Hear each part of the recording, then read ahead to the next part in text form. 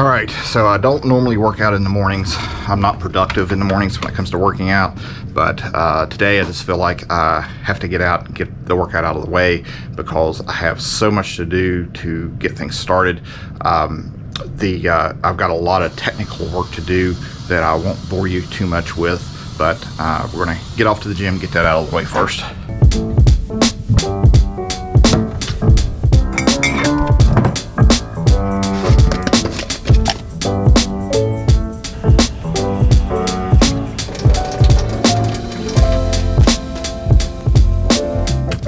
Always have to drink the pre-workout. It gets the heart rate up a little bit and gets the capillaries open and everything, gets the blood flowing really well. Makes for a really good workout.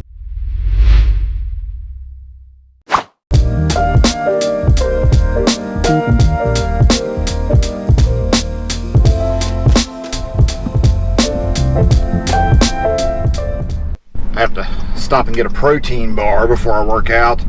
You know, some of these protein bars are not what they appear to be. They have a lot of carbs in them. They'll say like 30 grams of protein, 1 gram of sugar, but then when you look at it, it's got like 30 grams of carbs.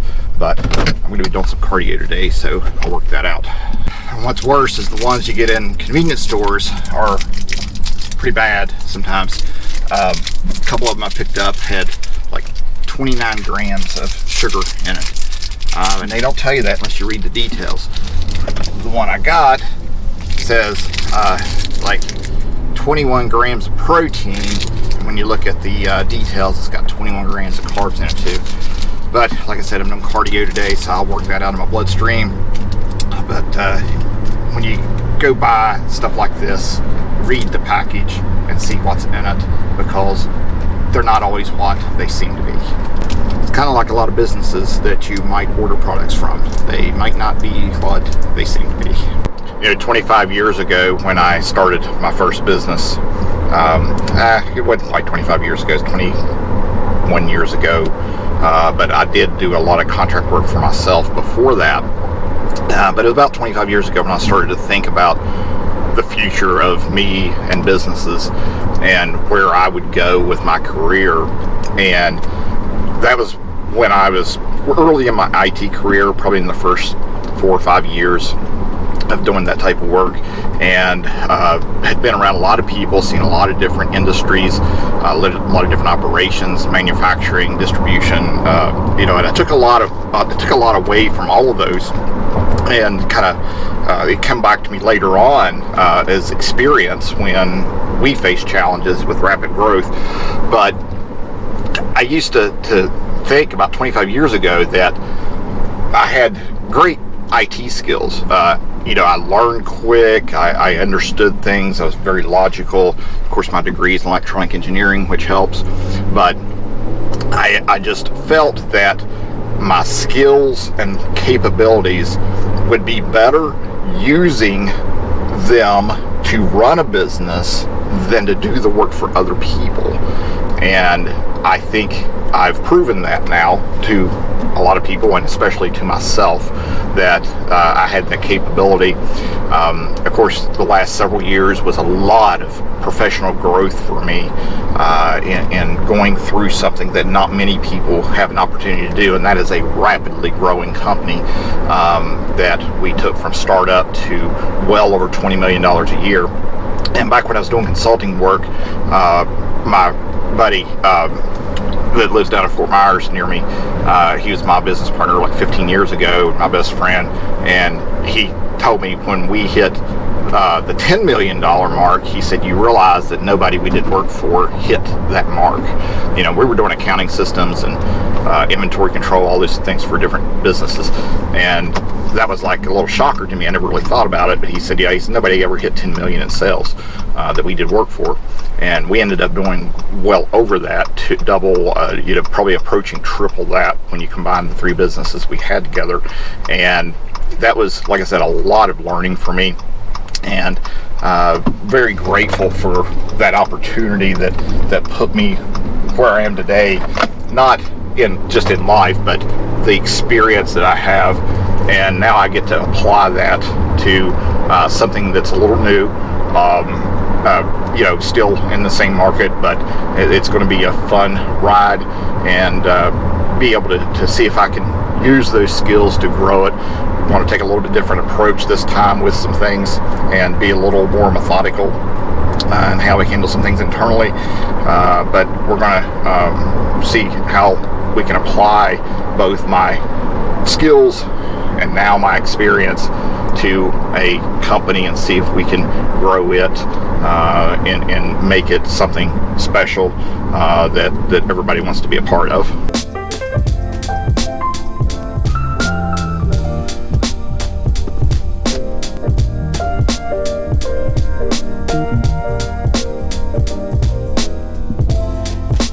Now that was a good workout. When you can barely lift your arms, you've done it right.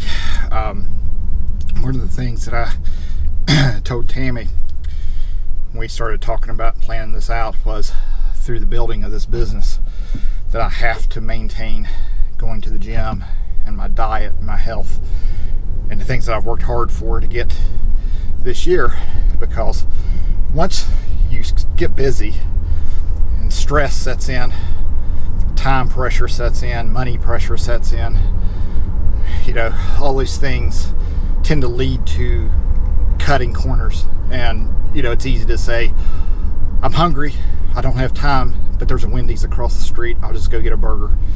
And then before you know it, you're doing that every day, and before you know it, you're up to 2 Wendy's doubles and a large fry and a large Dr. Pepper every day for lunch, which is where I was like 15 years ago when I weighed like 320. It was my heaviest. And I don't want that, because right now the 80 to 100 hour work weeks are going to set in.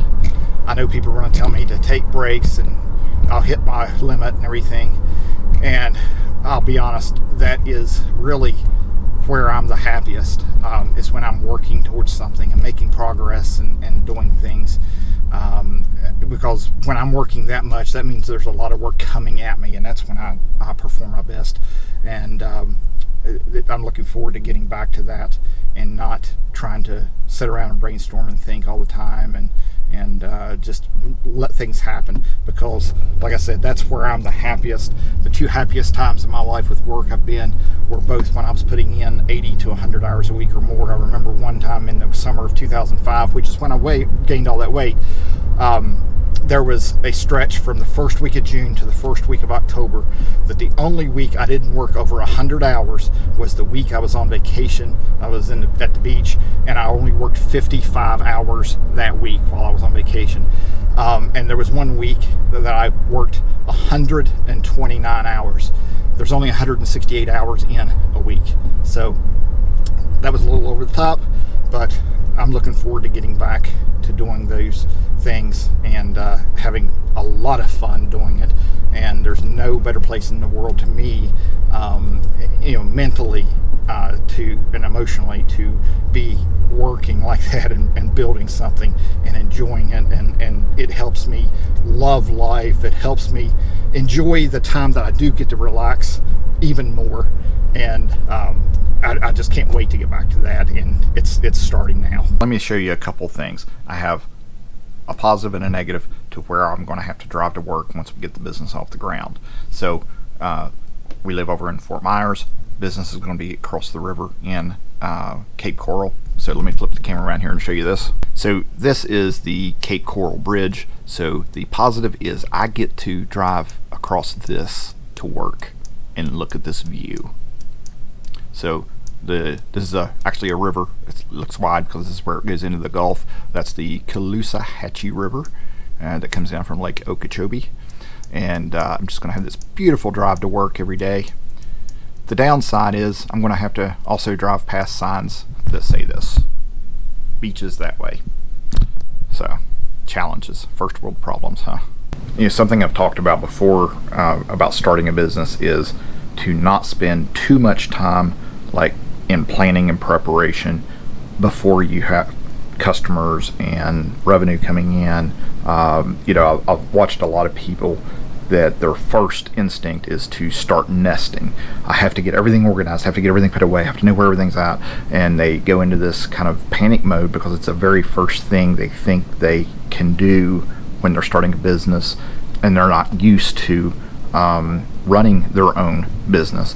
And that is a downfall a lot of times, where people spend too much time doing those things. Then they have everything organized and they're like, well, now I have no customers. What do I do to get customers? And but in this case, I have to do some planning. I'm still going to stick to that, not spend too much time planning, but there is a lot of housekeeping I have to do. Over the last couple of years, I have several websites. I run the website for our HOA here at home in Louisville.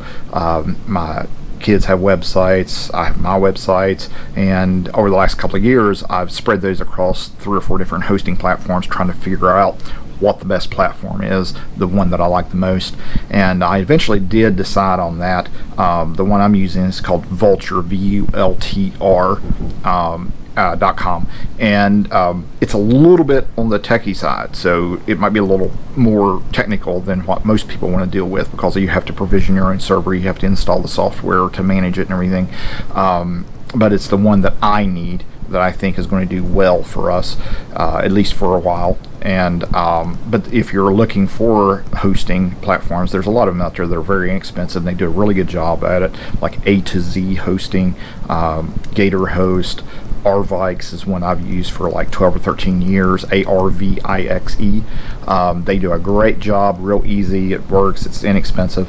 InMotion Hosting, there's several of them out there that all do pretty much the same things. You just have to figure out the price point and what you're doing and everything in order to set it up. So this afternoon I'm going to spend quite a bit of time on these things because I have to figure out where all my websites are at, get them migrated off and onto one hosting provider, and get things kicked off that way before I can really do some things, because there is some software development I have to do, there's plugins I have to install, configure, test, all of those things. Now I know a lot of people are trying to look at things in my background, the stuff that's behind me in my office and all these, trying to figure out what the business is going to be focused on, but I'm going to tell you that you're not going to figure that out, because there's nothing different than what I've always had, really. So just stay patient, time will come.